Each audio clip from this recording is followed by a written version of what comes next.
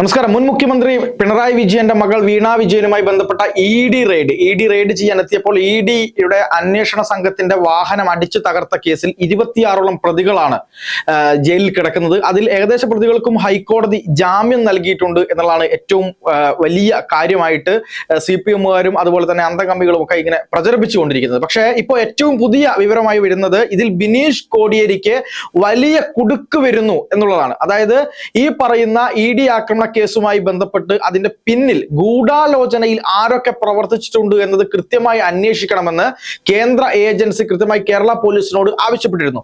അതിന്റെ ഭാഗമായിട്ട് ഈ കേരളത്തിലെ ഉന്നത നേതാക്കന്മാരെ എല്ലാം തന്നെ മൊഴിയെടുക്കാൻ വേണ്ടി അന്വേഷണ സംഘം നോട്ടീസ് അയച്ചു തുടങ്ങി എന്നാണ് ഏറ്റവും പുതിയ വിവരമായി നമുക്ക് കിട്ടുന്നത്. അതായത് ഗോവിന്ദൻ മാഷ് ഉൾപ്പെടെ അന്ന് ആരൊക്കെ അന്ന് തലസ്ഥാന ജില്ലയിൽ സംസ്ഥാനത്ത് ഏതൊക്കെ നേതാക്കന്മാർ അവിടെ ഉണ്ടായിരുന്നോ ആ നേതാക്കന്മാർക്കെല്ലാം തന്നെ കൃത്യമായി നോട്ടീസ് അയക്കുന്ന കാര്യം തിരുവനന്തപുരം പോലീസ് തുടങ്ങി എന്നുള്ളതാണ് നമുക്ക് മനസ്സിലാക്കാൻ കഴിയുന്നത്. ഇതിൽ പ്രധാനമായ കാര്യം എന്ന് പറയുന്നത് ഇത്രയധികം ആളുകൾ എങ്ങനെയാണ് അവിടേക്ക് എത്തിച്ചേർന്നത് എന്നുള്ളതാണ് അന്വേഷണ സംഘം പ്രധാനമായിട്ടും അന്വേഷിക്കുന്നത്. ഹൈക്കോടതിയിൽ ED കൊടുത്ത സത്യവാങ്മൂലത്തിലും പറയുന്നത് ഇതിന്റെ പിന്നിൽ കൃത്യമായിട്ടുള്ള ഗൂഢാലോചനയുണ്ട്, ഇതിന്റെ പിന്നിൽ വ്യക്തമായ ധാരണയോടുകൂടി അന്വേഷണ സംഘത്തെ ആക്രമിക്കുക, ഉദ്യോഗസ്ഥരെ വധിക്കുക തുടങ്ങിയുള്ള കാര്യങ്ങളെ മുൻനിർത്തിക്കൊണ്ടാണ് ഇത്തരത്തിലൊരു വലിയ ആക്രമണം അവിടെ നടന്നത് എന്നുള്ളതാണ് ED കൃത്യമായി ഹൈക്കോടതിയിൽ പറഞ്ഞിരിക്കുന്നത്. അതുമായി ബന്ധപ്പെട്ട് അതിന്റെ ഗൂഢാലോചന അന്വേഷിക്കണം, ആ ഗൂഢാലോചനയിൽ പങ്കുള്ള ആളുകളെ പിടിക്കണമെങ്കിൽ ഇവർക്ക് ജാമ്യം കൊടുക്കാൻ പാടില്ല എന്നുള്ളതടക്കം ED കോടതിയിൽ പറഞ്ഞെങ്കിലും 65 ദിവസം, ഏകദേശം 65-66 ദിവസം കഴിഞ്ഞതിനാൽ അവർക്ക് സ്വമേധയാ ഉള്ള ജാമ്യത്തിന് അവർ അർഹരാണ് എന്ന് നിരീക്ഷിച്ചുകൊണ്ടാണ് ബഹുമാനപ്പെട്ട കേരള ഹൈക്കോടതി ഈ പറയുന്ന പ്രതികൾക്ക് ജാമ്യം കൊടുത്തിട്ടുള്ളതെന്നാണ് നമ്മൾ മനസ്സിലാക്കുന്നത്. പക്ഷേ ഇതിൽ ഒരുപാട് സമരങ്ങൾ തിരുവനന്തപുരം നിലവിൽ കണ്ടിട്ടുണ്ട്. കാരണം തിരുവനന്തപുരം എന്ന് പറയുന്നത് ഭരണസ്ഥിരാ കേന്ദ്രമാണ്. സെക്രട്ടേറിയറ്റ് ഉണ്ട്, മുഖ്യമന്ത്രിയുടെ വീടുണ്ട്, ഗവർണറുടെ രാജ്ഭവൻ അഥവാ ലോക്ഭവൻ ഉണ്ട്. അങ്ങനെ പല തരത്തിലുള്ള പ്രധാനപ്പെട്ട VVIP-കളുടെ താമസവും VVIP പ്ലാറ്റ്ഫോമുകളും എല്ലാം തിരുവനന്തപുരത്ത് കൃത്യമായി നിൽക്കുന്നത് കൊണ്ട് തന്നെ സമരങ്ങളുടെ വലിയ വേലിയേറ്റം തിരുവനന്തപുരത്ത് സംഭവിക്കാറുണ്ട്. പക്ഷേ ഇതുവരെ നടന്ന സമരങ്ങളിൽ ഒന്നും തന്നെ കണ്ടിട്ടില്ലാത്ത തരത്തിലുള്ള ആക്രമണ സ്വഭാവമാണ് കഴിഞ്ഞ ഒരു റെയ്ഡുമായി ബന്ധപ്പെട്ട് നടന്നത്. നമ്മൾ ആലോചിക്കണം, മുഖ്യമന്ത്രിയുടെ അതായത് മുൻ മുഖ്യമന്ത്രി പിണറായി വിജയന്റെ മകൾ വീണ വിജയനുമായി ബന്ധപ്പെട്ട് ഒരു വലിയ അഴിമതി കേസ് അല്ലെങ്കിൽ പണം വെളുപ്പിക്കുന്നതുമായി ബന്ധപ്പെട്ട കേസ് പരിഗണിക്കുന്നതിന്റെ ഭാഗമായിട്ടാണ് അല്ലെങ്കിൽ അത് അന്വേഷിക്കുന്നതിന്റെ ഭാഗമായിട്ടാണ് ED സംഘം വീണ വിജയന്റെ വസ്തുവകകൾ പരിശോധിക്കുന്നതിനും അവരുമായി ബന്ധപ്പെട്ട കാര്യങ്ങൾ അന്വേഷിക്കുന്നതിനുമായിട്ട് പിണറായി വിജയന്റെ വീട്ടിലേക്ക് എത്തിയത്. നിലവിൽ പിണറായി വിജയൻ തന്നെ അന്ന് പറഞ്ഞൊരു കാര്യമുണ്ട്, എന്നോട് ഒരു ചോദ്യവും ചോദിച്ചിട്ടില്ല, പിണറായി വിജയൻ എന്ന് പറയുന്ന വ്യക്തി അന്വേഷണത്തിന്റെ റഡാറിലേക്ക് ആ സമയം വന്നിട്ടില്ല. വീണ വിജയൻ പിണറായി വിജയന്റെ വീട്ടിൽ താമസിക്കുന്നു എന്നുള്ളത് കൊണ്ട് മാത്രമാണ് അവിടെ ED റെയ്ഡ് നടത്തിയത്. EDക്ക് അവരുടെ കൃത്യമായ അന്വേഷണവുമായി മുന്നോട്ട് പോകേണ്ടതുണ്ടായിരുന്നു. അതുകൊണ്ട് തന്നെ ED അവിടെ റെയ്ഡ് നടത്തുകയും വീണ വിജയനുമായി ബന്ധപ്പെട്ട കാര്യങ്ങൾ അന്വേഷിക്കുകയും അവരുടെ മൊബൈൽ ഫോണുകൾ പിടിച്ചെടുക്കുകയും അവരുടെ മൊഴി രേഖപ്പെടുത്തുകയും ഒക്കെ ചെയ്തു. വീണ വിജയൻ തന്നെ കൊടുത്തിട്ടുള്ള മൊഴിയുണ്ട്. കരിമണൽ കർത്തയുമായി ബന്ധപ്പെട്ട് എന്താണ് നിങ്ങൾക്കുള്ള ബന്ധം എന്ന് ചോദിച്ച സമയത്ത് അതെനിക്കറിയില്ല, അത് അച്ഛനാണ്, അച്ഛൻ മുഖേനയാണ് ആ ബന്ധമുള്ളത്, അച്ഛന്റെ പരിചയത്തിലാണ് ആ പണം എനിക്ക് വന്നത്, കാര്യമായ ഒരു സേവനവും വീണ വിജയന്റെ എക്സാലോജിക് കമ്പനി കൃത്യമായിട്ട് കരിമണൽ കർത്തയുടെ കമ്പനിക്ക് കൊടുത്തിട്ടില്ല എന്ന് തന്നെ കൃത്യമായ തെളിവോടുകൂടി ED കണ്ടെത്തിയിട്ടുണ്ട് എന്നുള്ളതാണ് യാഥാർത്ഥ്യം. പക്ഷേ ആ സമയത്തൊന്നും തന്നെ ഇത്തരത്തിലൊരു ED റഡാറിലേക്ക് പിണറായി വിജയനോ പിണറായി വിജയന്റെ ഫാമിലിയോ ഒന്നും തന്നെ വന്നിട്ടില്ല. ഫാമിലി എന്ന് ഞാൻ പറയുന്നത് വീണ വിജയനുമായി ബന്ധപ്പെട്ട അല്ലാതെ മറ്റുള്ള ആളുകളൊന്നും തന്നെ വന്നിട്ടില്ല. വീണ വിജയനും കരിമണൽ കർത്തയുടെ കമ്പനിയും വീണ വിജയന്റെ കമ്പനിയും കരിമണൽ കർത്തയുടെ കമ്പനിയും മാത്രമായിരുന്നു ED റഡാറിൽ ഉണ്ടായിരുന്നത്. ഒരു മകളുടെ കേസുമായി ബന്ധപ്പെട്ട് ഒരുപാട് പാർട്ടി സഖാക്കൾ ബലിയാടാവുന്ന കാഴ്ചയാണ് നമ്മൾ കണ്ടത്. ഒരുപാട് ആളുകൾ 65 ദിവസങ്ങളോളം ജയിലിൽ കിടക്കുന്നു. ഉണ്ണി എന്ന് പറയുന്ന അവിടുത്തെ CPM-ന്റെ മുൻ കൗൺസിലർ, ആറ്റുകാൽ ഉണ്ണി എന്ന് പറയുന്ന CPM-ന്റെ കൗൺസിലർ സ്വന്തം പിതാവ് മരിച്ചിട്ട് അവരുടെ ചടങ്ങിന് പോലും പങ്കെടുക്കാൻ പറ്റാത്ത അവസ്ഥയിലേക്ക് പോകുന്നു. പിന്നീട് ജാമ്യം എടുത്തുകൊണ്ടാണ് 3 ദിവസത്തെ പരോൾ അനുവദിച്ചുകൊണ്ടാണ് ആറ്റുകാൽ ഉണ്ണി തന്റെ അച്ഛന്റെ മറ്റ് ക്രിയകൾ ചെയ്യാൻ വേണ്ടി പോകുന്ന കാര്യമുണ്ടായത്. ഇത് പാർട്ടിക്ക് വേണ്ടിയോ പാർട്ടിയുമായി ബന്ധപ്പെട്ട എന്തെങ്കിലും കാര്യങ്ങൾക്ക് വേണ്ടിയോ ആയിരുന്നില്ല ഇവർ ഈ ആക്രമണം നടത്തിയത്. വീണ വിജയൻ എന്ന് പറയുന്ന പിണറായി വിജയന്റെ മകൾക്ക് വേണ്ടിയാണ് എന്നുള്ളതാണ് പാർട്ടി തലത്തിൽ തന്നെ ഏറ്റവും ശക്തമായ വിമർശനമായി ഉയർന്നിരുന്നത്. അപ്പൊ അതുമായി ബന്ധപ്പെട്ട് അന്ന് തന്നെ ഈഡി പറഞ്ഞ കാര്യമാണ്, ഇതിൽ വലിയ ഗൂഢാലോചനയുണ്ട്, ഇത് എന്താണ് അങ്ങനെ സംഭവിക്കുന്ന ഒന്നല്ല. ഒരുപാട് പ്രതിഷേധങ്ങൾ നമ്മൾ കണ്ടിട്ടുണ്ട്. ആ പ്രതിഷേധങ്ങളൊക്കെയായി ബന്ധപ്പെട്ട് ഈ പറയുന്ന ആക്രമണത്തിന് പങ്കുള്ള ഓരോ ആളുകളെയും 26ഓളം പ്രതികളെ അറസ്റ്റ് ചെയ്തിട്ടുണ്ട്. ഏകദേശം 300ഓളം ആളുകളെ പ്രതി ചേർത്തിട്ടുണ്ട്. അതിൽ 26ഓളം പ്രധാനപ്പെട്ട പ്രതികളെയാണ് അറസ്റ്റ് ചെയ്തിട്ടുള്ളത്. അവരോടൊക്കെ പറഞ്ഞത് CPM-ന്റെ പാർട്ടിയിലെ ആളുകളുടെ നിർദ്ദേശപ്രകാരം അവിടേക്ക് എത്തുകയായിരുന്നു എന്നുള്ള മൊഴിയാണ് ഇവർ ഈ അന്വേഷണ സംഘത്തിന്, കേരള പോലീസിന് കൊടുത്തിരിക്കുന്നത് എന്നുള്ളതാണ് ഏറ്റവും പ്രധാനം. പക്ഷെ പോലീസ് സംശയിക്കുന്നത് വളരെ കൃത്യമായ ഒരു ആസൂത്രണം ഇതിന്റെ പുറകിലുണ്ട്. ഒരാസൂത്രണം ഇല്ലാതെ ഈ പറയുന്നത് പോലെ അന്ന് പിണറായി വിജയൻ താമസിക്കുന്ന, അന്ന് വാടക വീട്ടിൽ താമസിക്കുകയാണ്, ഇപ്പോഴാണ് അദ്ദേഹം ഈ പറയുന്നത് പോലെ കന്റോൺമെന്റ് ഹൗസിലേക്ക് മാറിയത്. അന്ന് പിണറായി വിജയൻ താമസിക്കുന്ന വാടക വീട്ടിന് മുന്നിലേക്ക് ഇത്രയധികം ആളുകൾ സംഘടിച്ചെത്തുകയും അവിടെ ED ഉദ്യോഗസ്ഥർ പുറത്തിറങ്ങുന്ന പക്ഷം തന്നെ അവരുടെ കാറുകൾ അടിച്ചു തകർക്കുകയും അവരെ കൊല്ലാൻ, അതായത് വധിക്കാൻ ശ്രമിക്കുകയും ചെയ്യുന്നു എന്ന് പറയുന്ന ഒരു ഭീകരമായ കുറ്റകൃത്യം. ആലോചിക്കണം, ഒരു കേന്ദ്ര അന്വേഷണ ഏജൻസിയാണ്. കേന്ദ്ര അന്വേഷണ ഏജൻസിയെ ആക്രമിക്കുന്നത് രാജ്യദ്രോഹപരമായിട്ടുള്ള കുറ്റമാണ്. ഈ രാജ്യത്തോടുള്ള വെല്ലുവിളിയാണ്. അവർക്ക് നിയമപരമായിട്ട് പോകാം. ഏതൊരു പൗരനും അവന്റെ അവകാശങ്ങൾ സംരക്ഷിക്കാൻ വേണ്ടി നിയമപരമായി പോകാം. നിയമത്തിന് മുന്നിൽ കാര്യം പറയാം, കോടതിയിൽ കാര്യം പറയാം. അതായത് പിണറായി വിജയന്റെ ഭാഷയിൽ തന്നെ പറയുകയാണെങ്കിൽ, മടിയിൽ കനമില്ലാത്തവൻ പിന്നെ എന്തിനാണ് ഭയക്കുന്നത് എന്നൊരു ചോദ്യമുണ്ട്. അത് തന്നെയാണ് ഇവിടുത്തെ CPM-ന്റെ സഖാക്കളോട് അന്ന് ആളുകളെല്ലാം തന്നെ ചോദിച്ചിരുന്ന ഒരു ചോദ്യം എന്ന് പറയുന്നത്. പക്ഷെ ഇതുമായി ബന്ധപ്പെട്ട് അന്ന് ബിനീഷ് കോടിയേരി അവിടെ എത്തുകയും ബിനീഷ് കോടിയേരി ഈ പറയുന്ന ആക്രമണങ്ങളൊക്കെ തടയാൻ ശ്രമിക്കുകയും ആളുകളെ ശാന്തരാക്കാൻ ശ്രമിക്കുകയും ഒക്കെ ചെയ്യുന്ന കാഴ്ചയാണ് നമ്മൾ കണ്ടതെങ്കിലും ഇതിന്റെ പിന്നിലെ വില്ലൻ ബിനീഷ് കോടിയേരി ആണോ എന്ന കാര്യത്തിൽ കേരള പോലീസിന്, അന്വേഷണ സംഘത്തിന് വളരെ കൃത്യമായ സംശയമുണ്ട് എന്ന് തന്നെയാണ് ഇപ്പോൾ നമുക്ക് കിട്ടുന്ന വിവരം.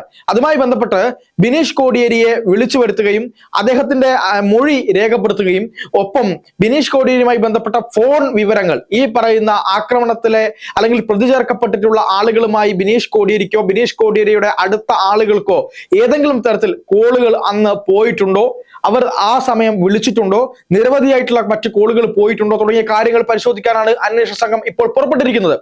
ഇനി ബിനീഷ് കോടിയേരിയുമായി ബന്ധപ്പെട്ട് അത്തരത്തിലുള്ള കോളുകളൊന്നും തന്നെ പോയിട്ടില്ല എങ്കിൽ യാതൊരു ബുദ്ധിമുട്ടുമില്ലാത്ത രീതിയിൽ ബിനീഷ് കോടിയേരിയെ ഈ അന്വേഷണത്തിന്റെ റഡാറിൽ നിന്ന് മാറ്റി നിർത്താൻ തന്നെയാണ് കേരള പോലീസ് തീരുമാനിച്ചിട്ടുള്ളത്. പക്ഷേ പോലീസ് വെറുതെ സംശയിക്കുകയല്ല ബിനീഷ് കോടിയേരിയെ. ബിനീഷ് കോടിയേരി വളരെ തന്ത്രപരമായി മാധ്യമങ്ങൾക്ക് മുമ്പിൽ വന്ന് നിന്നുകൊണ്ട് ഈ പറയുന്നത് പോലെ അവരെ ED-യെ ആക്രമിക്കുന്ന ആളുകളെ തടയുകയും ശാന്തരാക്കാൻ ശ്രമിക്കുകയും കുത്തിയിരുന്നു കൊണ്ട് സഹന സമരം നടത്തുന്നത് പോലെ അഭിനയിക്കുകയും ചെയ്തതിനു ശേഷം ED-യെ ആക്രമിക്കാനുള്ള ഒരു പദ്ധതി നടപ്പിലാക്കിയോ എന്നുള്ളതാണ് ഇപ്പോൾ കേരള പോലീസ് സംശയിക്കുന്നത്. കാരണം അദ്ദേഹത്തെ ബംഗളൂരുവിൽ അറസ്റ്റ് ചെയ്യപ്പെട്ടിട്ടുണ്ടായിരുന്നു, അദ്ദേഹവും അറസ്റ്റ് ചെയ്യപ്പെട്ടിട്ടുണ്ടായിരുന്നു. ആ ഒരു പകയും ആ ഒരു പ്രശ്നങ്ങളും എല്ലാം ബിനീഷ് കോടിയേരിക്ക് ഉണ്ടായിരുന്നോ? അതുമായി ബന്ധപ്പെട്ട് കേന്ദ്ര അന്വേഷണ ഏജൻസിയോട് പക തീർക്കാനായിരുന്നോ ബിനീഷ് കോടിയേരി ശ്രമിച്ചത് തുടങ്ങിയ കാര്യങ്ങളൊക്കെ തന്നെ ഇവിടെ അന്വേഷണ സംഘം കൃത്യമായി അന്വേഷിക്കുന്നുണ്ട്. ഈ പറയുന്നത് പോലെ കൃത്യമായിട്ട്, അതായത് തിരുവനന്തപുരത്തെ, അതായത് CPM-ന്റെ ഏറ്റവും പ്രധാനപ്പെട്ട ഒരു ലോക്കൽ നേതാവായിട്ടുള്ള IP ബിനു അവിടേക്ക് എത്തുകയും മുട്ട എറിയുകയും ചെയ്തിരുന്നു. അതായത് ഈ പറയുന്ന കേന്ദ്ര അന്വേഷണ ഏജൻസിയുടെ വാഹനത്തിന് നേരെ തുരുതുര മുട്ടയെറിയുകയും ആക്രമണത്തിന് പ്രേരിപ്പിക്കുകയും ആളുകളെ കൂട്ടുകയും ഒക്കെ ചെയ്ത ആളാണ് IP ബിനു എന്ന് പറയുന്നത്. IP ബിനുവിന് ഹൈക്കോടതി ജാമ്യം നിലവിൽ അനുവദിച്ചിട്ടുണ്ട്. പക്ഷേ 68ഓളം ദിവസം ജയിലിൽ കിടന്നതിന് ശേഷമാണ് IP ബിനു ഉൾപ്പെടെയുള്ള ആളുകൾ ജയിലിൽ നിന്ന് പുറത്തിറങ്ങുന്നത്. ഇവർ കരുതിയത് ഒരാഴ്ചയോ 2 ആഴ്ചയോ ജയിലിൽ കിടന്നാൽ സിമ്പിളായി ജാമ്യം കിട്ടാവുന്ന ഒരു കേസാണ് എന്ന് കരുതിയെടുത്ത് നിന്ന് വളരെ ശക്തമായിട്ടുള്ള ഒരു കേസായി ഇത് മാറുകയും ഏകദേശം 67ഓളം ദിവസം ജയിലിൽ കിടക്കുകയും ചെയ്യുന്ന സാഹചര്യം ഉണ്ടായി. ഈ കേസുമായി ബന്ധപ്പെട്ട് ഇനി വിചാരണ ആരംഭിക്കും. വിചാരണയിൽ കുറ്റക്കാരാണ് എന്ന് കണ്ടെത്തി കഴിഞ്ഞാൽ വലിയ ശിക്ഷ തന്നെയാണ് ഇവരെ കാത്തിരിക്കുന്നത് എന്നുള്ളത് തന്നെയാണ് CPM-നെ അലട്ടിക്കൊണ്ടിരിക്കുന്ന ഒരു വലിയ പ്രശ്നം എന്ന് പറയുന്നത്. ഈ IP ബിനു എന്ന് പറയുന്നത് ഈ കോടിയേരി ബാലകൃഷ്ണന്റെ മകൻ ബിനീഷ് കോടിയേരിയുമായി വളരെ ആത്മബന്ധമുള്ള ആളാണ്. ഈ IP ബിനുവും ബിനീഷ് കോടിയേരിയും ചേർന്നുകൊണ്ട് അവിടെ ഒരു യുദ്ധക്കളത്തിന് സമാനമായ അന്തരീക്ഷം സൃഷ്ടിക്കാൻ വേണ്ടി ഗൂഢാലോചന നടത്തിയിട്ടുണ്ടോ എന്നുള്ളത് തന്നെയാണ് അന്വേഷണ സംഘം ഇപ്പോൾ വളരെ കൃത്യമായിട്ട് സംശയിക്കുന്നത്. ഇതിന്റെ പുറകിൽ എന്ന് പറയുന്നത് കേന്ദ്ര അന്വേഷണ ഉദ്യോഗസ്ഥർ, അതായത് ED ഉദ്യോഗസ്ഥർ കൃത്യമായ സത്യവാങ്മൂലം ഹൈക്കോടതിയിൽ കൊടുത്തിട്ടുണ്ട്. അതുപോലെ തന്നെ കേരള പോലീസിനോട് അവരുടെ സംശയങ്ങൾ അവർ കൃത്യമായി പറഞ്ഞിട്ടുണ്ട്. ഇതിൽ ആക്രമണം മാത്രം അന്വേഷിച്ചാൽ പോരാ, പകരം ഇതിലെ എന്താണോ നടന്നിട്ടുള്ളത്, അതായത് ഇതിൽ ആരാണ് ഇവരെ വിളിച്ചു വരുത്തിയത്, ഇത്രയധികം CPM ക്രിമിനലുകളെ അവിടേക്ക് എത്തിച്ചത്, അതായത് തിരുവനന്തപുരം ജില്ലയിലെ പല ഭാഗങ്ങളിൽ നിന്നുള്ള CPM-ന്റെ ക്രിമിനൽ സംഘങ്ങൾ, ഗുണ്ടാ സംഘങ്ങൾ അവിടെ എത്തിയിരുന്നു. അത് വെറുതെ ചുമ്മാ അങ്ങനെ വന്ന് ആ ഒരു ആക്രമണം നടത്തി അവർ തിരിച്ചു പോകുന്ന രീതിയിലേക്ക് കാര്യങ്ങൾ ഉണ്ടാവില്ല. ഇതിന്റെ പുറകിൽ വ്യക്തമായുള്ള പ്ലാനിംഗ് ഉണ്ട്, വ്യക്തമായ ഗൂഢാലോചനയുണ്ട് എന്നുള്ളത് തന്നെയാണ് ED കേരള പോലീസിനോട്, അന്വേഷണ സംഘത്തോട് പറഞ്ഞിരിക്കുന്നത്. അതുകൊണ്ട് തന്നെ ഇതിലെ ഗൂഢാലോചന കൃത്യമായി അന്വേഷിക്കേണ്ടതുണ്ട്.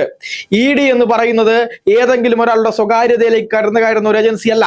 പകരം ഇന്ത്യയിലെ നിയമവുമായി ബന്ധപ്പെട്ട്, കള്ളപ്പണ നിയമവുമായി ബന്ധപ്പെട്ട്, മണി ലോണ്ടറിംഗുമായി ബന്ധപ്പെട്ട്, അഴിമതിയുമായി ബന്ധപ്പെട്ട് കൃത്യമായി നടപടിയെടുക്കുന്ന ഒരു ഏജൻസിയാണ്. ആ ഏജൻസിയോട് എന്തെങ്കിലും പ്രശ്നമുണ്ടെങ്കിൽ, ആ ഏജൻസിയോട് ഏതെങ്കിലും തരത്തിൽ അഭിപ്രായ വ്യത്യാസമുണ്ടെങ്കിൽ അത് പറയേണ്ടത് അവരെ കായികപരമായി കൈകാര്യം ചെയ്തുകൊണ്ടല്ല, പകരം അത് ഹൈക്കോടതിയിലോ ബന്ധപ്പെട്ട കോടതികളിലോ പറഞ്ഞുകൊണ്ടാണ് എന്നുള്ളതാണ് ED പറയുന്നത്. നമ്മൾ ആലോചിക്കണം, ബംഗാളിൽ മമതാ സർക്കാർ വീഴുന്നതിന് മുമ്പ് ED വലിയ ഒരു ദൗത്യം അവിടെ നടത്തിയിരുന്നു. ശാരദാ ചിട്ടി ഫണ്ട് തട്ടിപ്പ് കേസുമായി ബന്ധപ്പെട്ട് നടത്തിയ CBI നടത്തിയ ഓപ്പറേഷന് ശേഷം, ED നടത്തിയ ഓപ്പറേഷന് ശേഷം അവിടെ പലവിധ ഓപ്പറേഷനുകൾ നടന്നു. അതിനെതിരെ EDയെ, കേന്ദ്ര അന്വേഷണ സംഘത്തെ മമതാ സർക്കാരിന്റെ സഹായത്തോടു കൂടി അവിടെ തൃണമൂൽ ഗുണ്ടകൾ തടയുന്ന സാഹചര്യം ഉണ്ടായി. അവിടെ കാറുകൾ അടിച്ചു പൊട്ടിക്കുന്ന സാഹചര്യം ഉണ്ടായി. അവിടെ വലിയ തരത്തിലുള്ള ക്രമസമാധാന പ്രശ്നം ഉണ്ടാകുന്ന സാഹചര്യം ഉണ്ടായി. ആ പ്രശ്നമുണ്ടാക്കിയ ആളുകൾ, തൃണമൂൽ ഗുണ്ടകൾ ഇപ്പോഴും തിഹാർ ജയിലിൽ കഴിയുകയാണ്. ഏകദേശം 3 വർഷമായിട്ടും അവർക്ക് ജാമ്യം കിട്ടിയിട്ടില്ല, ജാമ്യം അനുവദിച്ചിട്ടില്ല എന്നുള്ളതാണ്. വളരെ ഗുരുതരമായ ഒരു കുറ്റമായിരുന്നു അവർ ചെയ്തത്. അതുമായി ബന്ധപ്പെട്ട് ED ഹൈക്കോടതിയിൽ പോയി. ഹൈക്കോടതിയിൽ പോയതിനു ശേഷം ബംഗാൾ ഭരിക്കുന്ന തൃണമൂൽ ഗുണ്ടകളുടെ സർക്കാരാണ് തൃണമൂൽ ഭരിക്കുന്നത്. അതുകൊണ്ട് തന്നെ തൃണമൂൽ സർക്കാരിന്റെ പോലീസ് ഇത് അന്വേഷിച്ചാൽ തങ്ങൾക്ക് ഈ കാര്യത്തിൽ കൃത്യമായ നിയമ നടപടി ഉണ്ടാകുമെന്ന് പ്രതീക്ഷയില്ല എന്നവർ സുപ്രീം കോടതിയെ അറിയിക്കുന്നു, ഹൈക്കോടതിയെ അറിയിക്കുന്നു. അതുകൊണ്ട് ബഹുമാനപ്പെട്ട സുപ്രീം കോടതിയുടെ നിർദ്ദേശപ്രകാരം കൊൽക്കത്തയിലെ ബഹുമാനപ്പെട്ട ഹൈക്കോടതി, കൊൽക്കത്ത ഹൈക്കോടതി കൃത്യമായ തീരുമാനമെടുക്കുകയാണ്. അവിടെ CBIയുടെ അന്വേഷണം വേണം. CBI ആ കേസ് ഏറ്റെടുക്കുകയും മുഴുവൻ പ്രതികളെയും അറസ്റ്റ് ചെയ്യുകയും അവരെ ഈ പറയുന്ന പോലെ റിമാൻഡ് ചെയ്യുകയും ചെയ്യുകയാണ് ഉണ്ടായത്. അതിനുശേഷം അവർക്ക് പുറംലോകം കാണാൻ കഴിഞ്ഞിട്ടില്ല എന്നുള്ളതാണ് യാഥാർത്ഥ്യം. ഈ കേസുമായി ബന്ധപ്പെട്ട് ഇതിന്റെ ഗൂഢാലോചന കൃത്യമായി തെളിയിക്കപ്പെട്ടിട്ടില്ല എങ്കിൽ ഇവിടെ CBI അന്വേഷണം ആർക്ക് ആവശ്യപ്പെടാം? EDക്ക് ആവശ്യപ്പെടാം. ഇപ്പോൾ ഭരിക്കുന്ന ആഭ്യന്തര വകുപ്പിനും അതുപോലെ തന്നെ കേരള സംസ്ഥാന സർക്കാരിനും വലിയ നാണക്കേടായ വിഷയമായിരുന്നു EDയെ ആക്രമിച്ചത്. അതുകൊണ്ട് തന്നെ ഈ കേസ് വളരെ കൃത്യമായി മുന്നോട്ട് കൊണ്ടുപോകാനും 90 ദിവസത്തിന് മുമ്പ് തന്നെ ഒരു ഭാഗിക കുറ്റപത്രമെങ്കിലും കൊടുത്ത് പ്രതികൾക്ക് ജാമ്യം ലഭിക്കുന്നത് തടയാനുള്ള ശ്രമം സർക്കാരിന്റെ ഭാഗത്തു നിന്നും അന്വേഷണ ഉദ്യോഗസ്ഥരുടെ ഭാഗത്തു നിന്നും ഉണ്ടായെങ്കിലും കേരള ഹൈക്കോടതി അവർക്ക് ജാമ്യം കൊടുക്കുന്ന ഒരു സ്ഥിതിയിലേക്കാണ് കാര്യങ്ങൾ പോയത്. നമുക്കറിയാം, കേരളം എന്ന് പറയുന്നത് വളരെ ഈ അഭിപ്രായ സ്വാതന്ത്ര്യങ്ങൾക്കും മറ്റു കാര്യങ്ങളും മനുഷ്യാവകാശങ്ങൾക്കും ഒക്കെ കുറച്ചുകൂടി വാല്യൂ കൊടുക്കുന്ന ഒരു സംസ്ഥാനമായതുകൊണ്ട് തന്നെ കേരളത്തിലെ ഹൈക്കോടതിയിലെ ജഡ്ജിമാർ പ്രതികളുടെ അവകാശങ്ങൾക്കും കൂടെ പരിഗണിച്ചുകൊണ്ടാണ് പലപ്പോഴും വിധികൾ പുറപ്പെടുവിക്കാറുള്ളത് എന്നുള്ള യാഥാർത്ഥ്യം. പക്ഷേ ഇപ്പോൾ ED മുന്നോട്ട് വെക്കുന്ന കാര്യം എന്ന് പറയുന്നത് ഇതിന്റെ പുറകിലുള്ള കൃത്യമായിട്ടുള്ള ഗൂഢാലോചന അന്വേഷിക്കണം. അതിൽ IP ബിനുവിന്റെ പങ്ക് അന്വേഷിക്കണം. CPM-ന്റെ മുതിർന്ന നേതാക്കന്മാരുടെ പങ്ക് അന്വേഷിക്കണം. അത് എക്സിക്യൂട്ട് ചെയ്തിട്ടുള്ള ബിനീഷ് കോടിയേരി എന്ന് പറയുന്ന CPM-ന്റെ പ്രമുഖ നേതാവ് കോടിയേരി ബാലകൃഷ്ണന്റെ മകന്റെ ആ പങ്ക് അതിൽ കൃത്യമായിട്ടുണ്ടോ എന്നുള്ളത് അന്വേഷിക്കണം എന്ന കാര്യമാണ് ഇപ്പോൾ ED ഹൈക്കോടതിയെയും അതുപോലെ തന്നെ അന്വേഷണ ഏജൻസികളെയും അറിയിച്ചിരിക്കുന്നത്. അതുകൊണ്ട് തന്നെ CPM-ന്റെ MV ഗോവിന്ദൻ ഉൾപ്പെടെയുള്ള നേതാക്കന്മാർക്ക് കേരള പോലീസ് നോട്ടീസ് കൊടുത്തിട്ടുണ്ട്. മൊഴിയെടുക്കാനും അവരെ വിളിച്ചു വരുത്തി ചോദ്യം ചെയ്യാനുമുള്ള നോട്ടീസുകൾ കൊടുത്തിട്ടുണ്ട്. വ്യാപകമായി CPM-ന്റെ പ്രമുഖ നേതാക്കന്മാർക്ക് നോട്ടീസ് പോവുകയാണ്. ഇതിൽ ഏറ്റവും വലിയ ഒരു ട്വിസ്റ്റ് എന്ന് പറയുന്നത് ബിനീഷ് കോടിയേരിക്കെതിരെ പോലീസിന് ചെറിയ തെളിവുകൾ, സംശയങ്ങൾക്കപ്പുറത്തേക്ക് ചെറിയ തെളിവുകൾ തന്നെ ലഭിച്ചിട്ടുണ്ട് എന്നുള്ളതാണ് പുറത്തുവരുന്ന വിവരങ്ങൾ. അതിൽ കൃത്യതയും വ്യക്തതയും വരുത്താനുള്ള ശ്രമത്തിലാണ് പോലീസ്. ഉടനെ തന്നെ ബിനീഷ് കോടിയേരിയെ വിളിച്ച് ചോദ്യം ചെയ്യും. അദ്ദേഹത്തിന്റെ ഫോൺ വിവരങ്ങൾ എടുക്കും. ഈ പറയുന്നത് പോലെ അദ്ദേഹവുമായി ബന്ധപ്പെട്ട് ഒരു ഗൂഢാലോചന നടന്നിട്ടുണ്ടെങ്കിൽ വലിയ നിയമ നടപടി തന്നെ ബിനീഷ് കോടിയേരി നേരിടേണ്ടി വരും. അതിന്റെ പുറകിൽ മറ്റു നേതാക്കന്മാരുണ്ടെങ്കിൽ ആ നേതാക്കന്മാരിലേക്കും അന്വേഷണം എത്തും എന്ന് തന്നെയാണ് ഇപ്പോൾ അറിയാൻ കഴിയുന്നത്.